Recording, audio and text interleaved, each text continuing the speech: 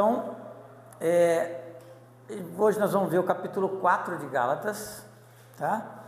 Lembrando que Paulo é o autor dessa carta, ninguém discute que ele é o autor dessa carta, e o motivo pelo qual ele escreveu essa carta é motivo de algumas diferenças entre os teólogos que estudam essa carta, mas o que mais se acredita é que ele escreveu essa carta por conta de falsos ensinos, ou seja, esses falsos ensinos eram na verdade, entre aspas, missionários que foram até a região da Galácia, defendendo que era necessário o cumprimento da lei por parte daqueles que criam, para que eles então pudessem estar justificados diante de Deus. Por isso, o tema da carta é exatamente a questão da lei versus a fé. E a gente vê que no capítulo 3, do 15 ao 25, que a gente viu semana passada, ele trata do coração dessa carta no sentido do tema, que é exatamente o papel da lei. O que eu tenho sempre reforçado é que Paulo, em lugar nenhum da carta aos Gálatas, está dizendo que a lei de nada servia, que a lei era errada, muito pelo contrário, a lei foi dada por Deus, mas que a lei colocada no lugar errado poderia impedir que Cristo fosse formado no coração daqueles que crescem. E esse é o problema, a gente muitas vezes tomar coisas que são boas, mas coisas que são boas colocadas no lugar errado podem acabar atrapalhando o nosso caminhar da fé. E Paulo faz isso através daquilo que ele costuma fazer, que é sempre uma retórica de perguntas e respostas, para poder levar os leitores dele a entenderem o argumento que ele quer defender. A ideia então é a lei, a maneira como eles estavam adotando a lei a partir daquilo, estava impedindo a formação de Cristo na vida deles.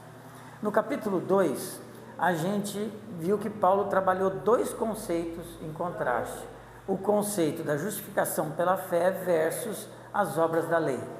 Na carta aos Gálatas, quando a gente fala de obras da lei, ele trata de 3 pontos principais de obras da lei: o sábado, a circuncisão e as leis alimentares dos judeus. Esses são os 3 pontos, embora a lei não tivesse só isso, tinha muito mais coisas, mas ele trabalha esses 3 pontos. E ele contrasta essas duas coisas. E eu reforcei para vocês uma coisa que é importante a gente entender sempre. Quando a gente está falando de justificação pela fé, a gente está tratando de um tema que, em primeiro lugar, é muito claro na mente de todos nós, que é ser declarado justo diante de Deus. Então, eu não sou justo, eu não me torno justo, mas eu sou declarado justo diante de Deus pelo sacrifício de Cristo, é o sentido vertical da justificação. Mas a justificação, ela tem um caráter também horizontal, que é eu me tornar povo de Deus.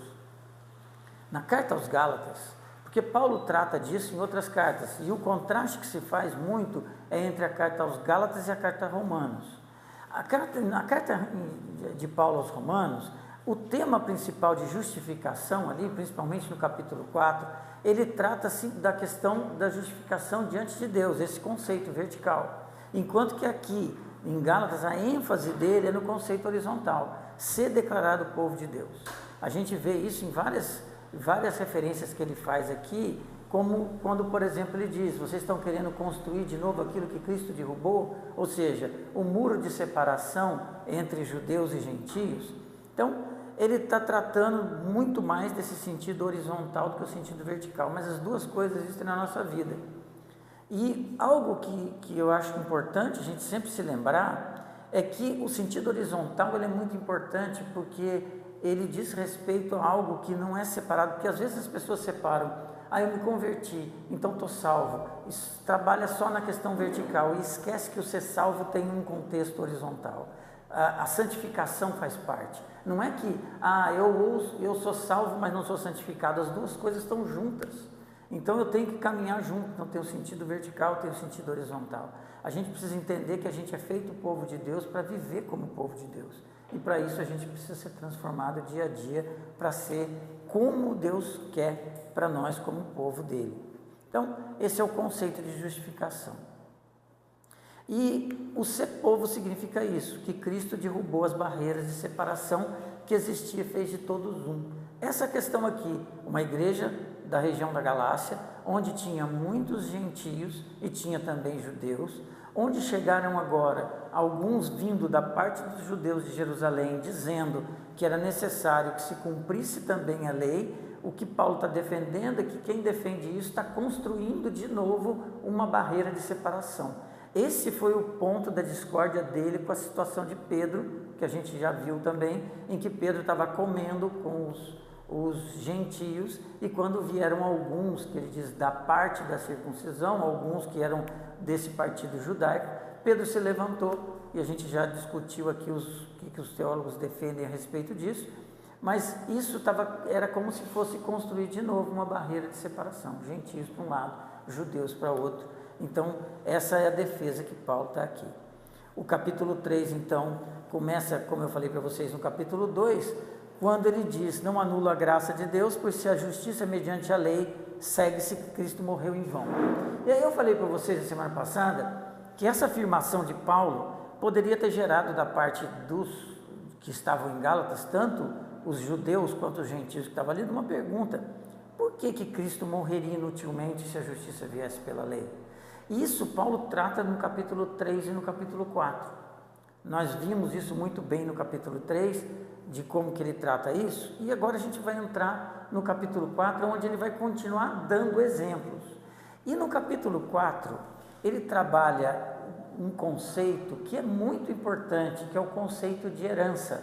A gente vai ver que aparece várias vezes no capítulo 4 a palavra herdeiro, herança, promessa, aliança, que são conceitos ligados à promessa de Deus feita a Abraão, que ele trabalhou no capítulo 3, e que agora ele quer colocar isso diante de todos os outros. Então ele trabalha muito a questão da herança. Para falar sobre herança, e eu acho que herança, a gente como ocidental, e não tendo vivido naquele conceito, não tem um entendimento de herança como eles tinham. Herança para a gente é simplesmente, meu pai morreu, me deixou uma herança. E aqui o conceito de herança que ele trata está ligado às promessas feitas por Deus a Abraão. E aí, como ele defende isso, e a gente vê isso muito claramente no capítulo 3, ele vai trazer uma outra figura para isso, que ele já traz no capítulo 3, que é a figura do tutor. Porque se disseram, então, mas espera aí, Abraão, ele creu, ou seja, defendeu que ele creu. Tá, mas ele creu, mas ele foi circuncidado, ele circuncidou. Depois disso veio a lei. Mas se ele creu e circuncidou, por que nós que cremos também não temos que circuncidar? Esse argumento talvez estivesse por trás disso. E essa razão, talvez tenha sido a razão porque Paulo usou tanto a figura de Abraão aqui, não citou em nada Moisés. Moisés está ligado à lei, mas ele não citou Moisés. Ele citou a lei e citou Abraão. Essa é uma das razões pelas quais ele deve ter citado muito Abraão aqui. Não se sabe, mas acredita-se que é isso. E diante dessa pergunta, qual que é o papel da lei então, Paulo? Ele vai trazer aqui uma outra figura, que é a figura do tutor, que ele trabalha também no final do capítulo 3, no capítulo 4. No capítulo 3, no versículo 23, ele escreve assim: mas antes que viesse a fé, estávamos sob a tutela da lei, e nela encerrados, para essa fé que no futuro havia de revelar-se. E no 24 ele diz: de maneira que a lei nos serviu de aio. Essa palavra aio é a palavra tutor, e essa palavra é a palavra pedagogos, é a palavra que ele usa aqui, que tem uma importância no entendimento do que significa, que Paulo quer dizer. Serviu de aio para nos conduzir a Cristo, a fim de que fôssemos justificados pela fé. E ele encerra isso no versículo 29 do capítulo 3, quando ele diz: e se sois de Cristo, também sois descendentes de Abraão e herdeiros segundo a promessa. Então ele já entra aqui com os dois assuntos, tutor e herança, mas herança é o ponto principal que ele vai trabalhar no capítulo 4. E o que ele está trazendo então para a gente? A questão de que os que estão em Cristo são participantes da herança. Herança do quê? Da promessa feita a Abraão. O que ele quer dizer é que não eram os que cumpriam a lei que eram herdeiros da promessa, mas aqueles que estavam na fé em Cristo que eram os herdeiros da promessa. ele então vai usar essa metáfora da herança, que ele já usou no capítulo 3, versículo 15. Ele escreve: irmãos, falo como homem, ainda que uma aliança seja meramente humana, uma vez ratificada, ninguém a revoga ou acrescenta alguma coisa. E no 16 ele põe: ora, as promessas foram feitas a Abraão e ao seu descendente. Não diz e aos descendentes, como se falando de muitos, porém como de um só, e ao seu descendente, que é Cristo. Ou seja, ele pegou o tema que estava tratando de Abraão. Abraão tinha as promessas, e ele diz: a promessa foi feita ao descendente. E aí, quando ele diz depois que todo aquele que está em Cristo, todo aquele que é batizado em Cristo, de Cristo se reveste, ainda no capítulo 3, ele está dizendo o seguinte, no versículo 16, 17, 19, em que ele diz, o que ele está dizendo? Como vocês estão em Cristo, e Cristo é o herdeiro da promessa, vocês são co-herdeiros com Ele. Então, vocês não precisam da lei para ter a herança. Vocês que têm Cristo já são recebedores da herança que Deus tem prometida para todos os descendentes de Abraão. Então, esse conceito da herança é o que está sendo trabalhado aqui. Então, lendo agora o capítulo 4, parte por parte. Então, vamos lá, o versículo 1 ao 6. Eu estou lendo aqui na versão revista atualizada. Tá? Digo, pois, que durante o tempo em que o herdeiro é menor, em nada difere do escravo, posto que é ele o senhor de tudo, mas está sob tutores e curadores até que o tempo predeterminado pelo Pai. Assim também nós, quando éramos menores, estávamos servilmente sujeitos aos rudimentos do mundo. Vindo, porém, à plenitude do tempo, Deus enviou seu Filho, nascido de mulher, nascido sob a lei, para resgatar os que estavam sob a lei, a fim de que recebêssemos a adoção de filhos. E porque nós somos filhos, Deus enviou ao nosso coração o Espírito de seu Filho, que clama: Abba, Pai.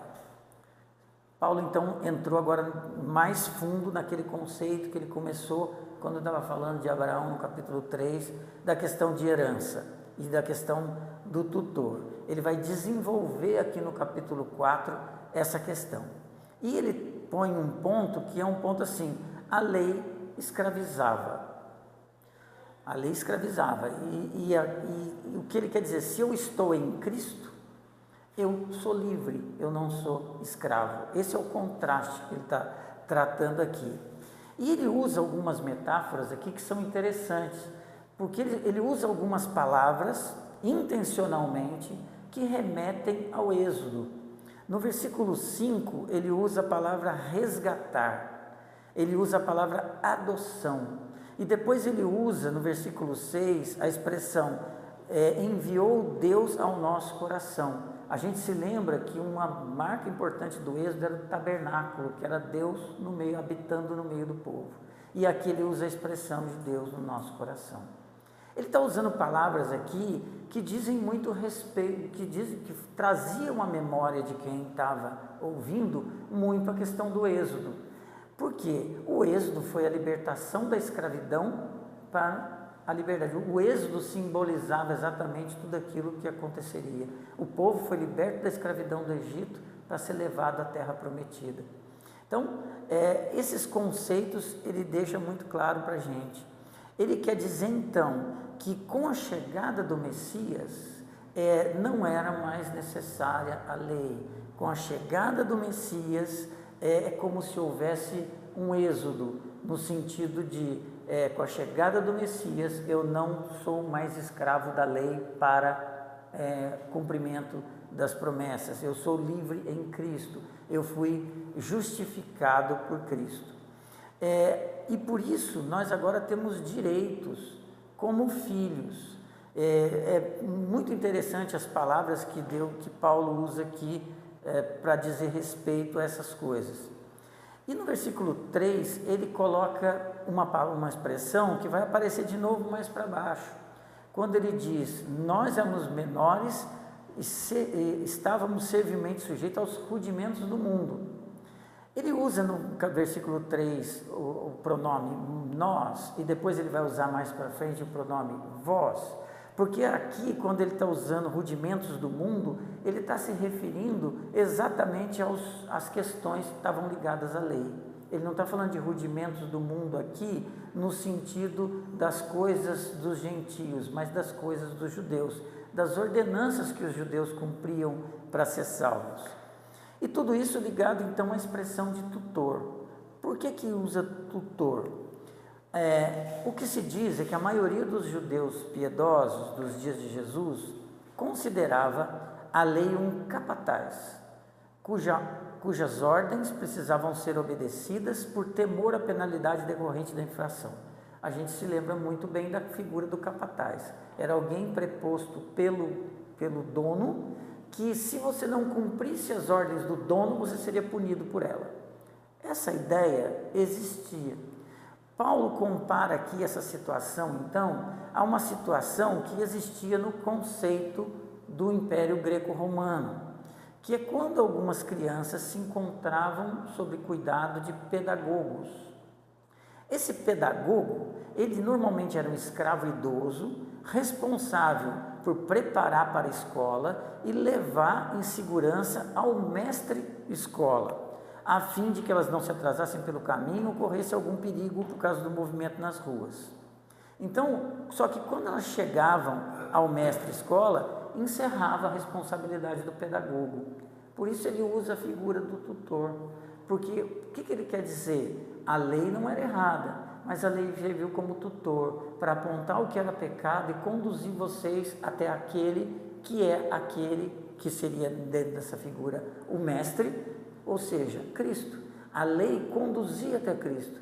Quem te ensina, quem te transforma é Cristo. A lei só é o caminho que foi apontado por Deus desde o início para isso.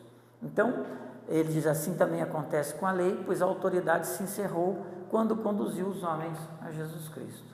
Por isso que ele vai usar essa expressão, vai falar sobre herança e vai falar sobre tutor aqui no capítulo 4.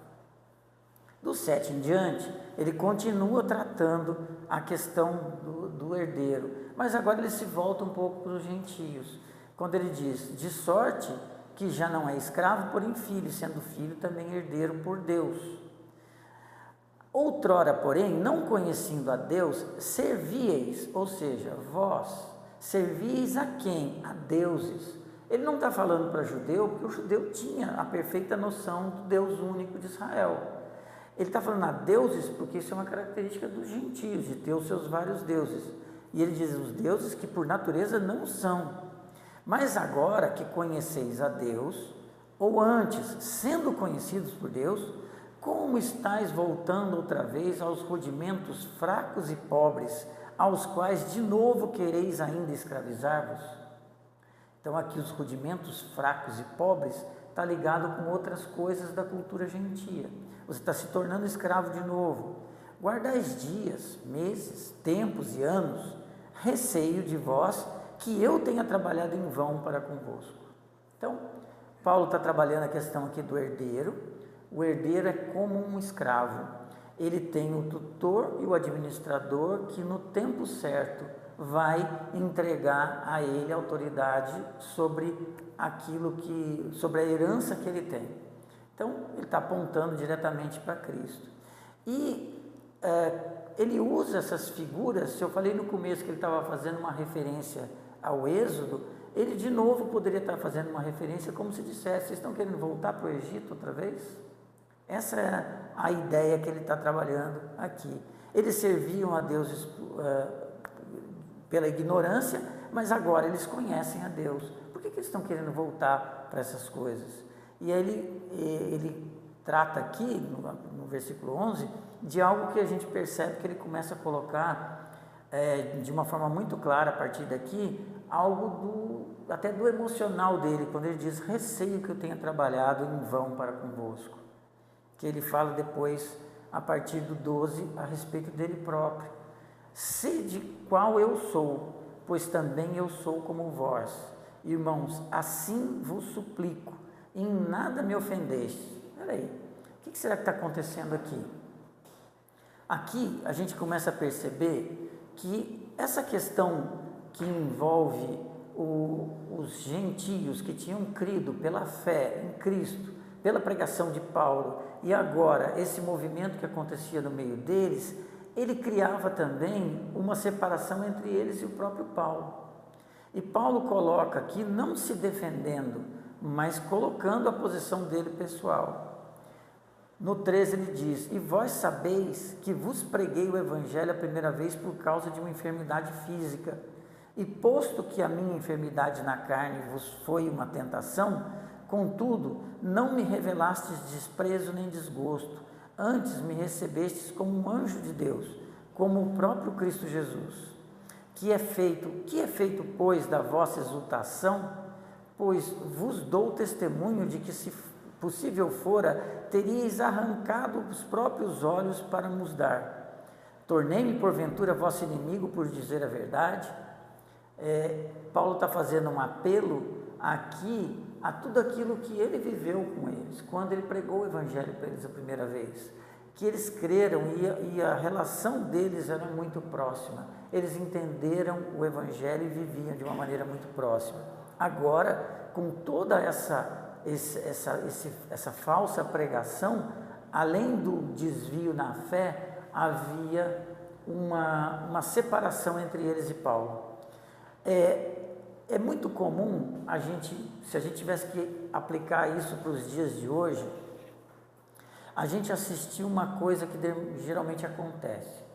Algumas pessoas se convertem e no início tem aquela vida de fé, daquele primeiro amor, a expressão que a gente usa muitas vezes.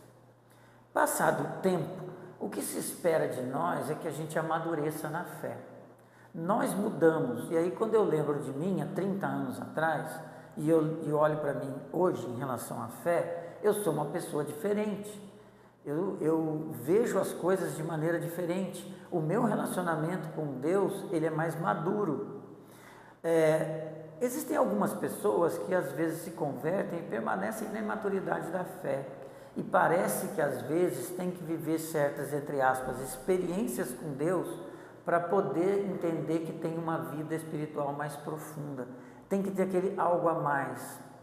E isso é uma das coisas que às vezes faz com que as pessoas tropecem em alguns pontos da fé. Outros, por outro lado, se lembram às vezes do passado. A gente estava até vendo isso numa aula essa semana, né, Cássia?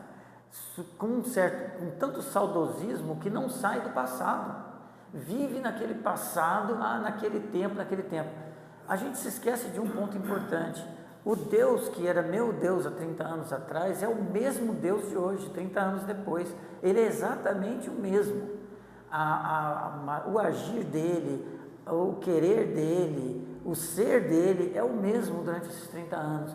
Eu é que mudei durante os 30 anos. E o que se espera é que a gente mude para melhor, mas nem sempre isso acontece, né? Essa é talvez a ideia do que a gente poderia trazer para os nossos dias disso que está aqui. Então Paulo apelou para a amizade que ele tinha com os Gálatas, para o relacionamento que ele tinha com os Gálatas. Para isso, quando ele escreve aos Coríntios, também ele faz alguma coisa parecida, quando ele usa aquela expressão que para os gentios ele era como os gentios, para os judeus como para os judeus e assim por diante. Então ele faz esse apelo a esse relacionamento. O que tinha nele de doença? Não sei, pelo texto dá a impressão que era algum problema nos olhos, pelo que ele cita. Mas isso aqui é motivo de muita discussão, ninguém chegou a conclusão nenhuma, não vou defender nada. Do 17 ao 20, ele escreve: os que vos obsequiam não o fazem sinceramente, mas querem afastar-vos de mim, para que o vosso zelo seja em favor deles. Aqui ele começa a tratar de uma coisa que talvez seja importante também hoje em dia. Porque qual é o interesse de quem, de alguma maneira, traz alguma mensagem que seja diferente do Evangelho puro de Cristo? A gente vê, às vezes, no nosso meio, se formarem igrejas que são igrejas que parece que detêm a exclusividade do Evangelho. E elas tratam uma ideia de separação entre os que são da igreja com os que são de fora. sejam esses de fora crentes de outras igrejas ou não crentes.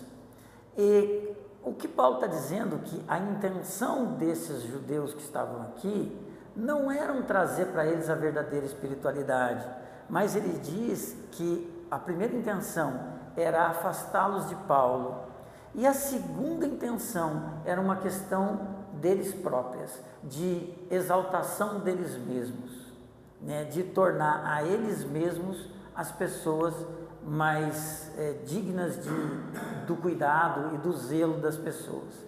Então ele escreve no 18: é bom sempre ser zeloso pelo bem, e não apenas quando estou presente convosco. Meus filhos, por quem de novo sofro as dores de parto, até Cristo ser formado em vós, pudera eu estar presente agora convosco e falar-vos em outro tom de voz, porque me vejo perplexo a vosso respeito. Então, o motivo dessas pessoas era de uma falsa presunção religiosa, uma presunção de que, porque nós cumprimos a lei, nós somos melhores do que aqueles que não vivem sob a lei. E dessa maneira, todo aquele que não cumprisse a lei era excluído do relacionamento. E se os gentios quisessem ter relacionamento com eles, tinham que cumprir a lei. Tá? É uma coisa que hoje em dia também pode se aplicar a certos legalismos que a gente vê na vida cristã. A gente deve, como eu falei no final da aula passada, o motivo de nós andarmos segundo os preceitos de Deus, expressos até na lei, é o amor a Cristo, não é um motivo de buscar uma recompensa ou dessa maneira alcançar algo diante de Deus.